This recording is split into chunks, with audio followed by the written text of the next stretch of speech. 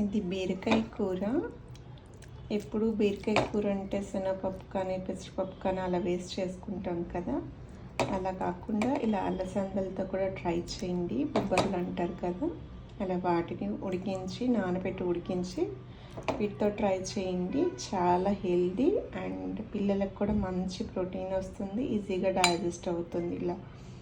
ఇలా నేను పైన ఉండ పొట్టు వల్ల ఫైబర్ ఎక్కువ ఉంటుంది కాబట్టి, అండ్ హెల్త్కి కూడా చాలా మంచిది. బీరకాయ కూరని ఎక్కువసేపు కుక్ చేయకూడదు, ఎందుకంటే దాంట్లో ఉన్న విటమిన్స్ అన్నీ పోతాయి. ఈజీగా కుక్ అయిపోతుంది కాబట్టి విడిగా వీటిని ముందే పక్కన బాయిల్ చేసుకొని ఇందులో మిక్స్ చేసుకోండి. ఒక 5 minutes అలా ఉడికించుకుంటే మిక్స్ చేసినాక చాలన్నమాట.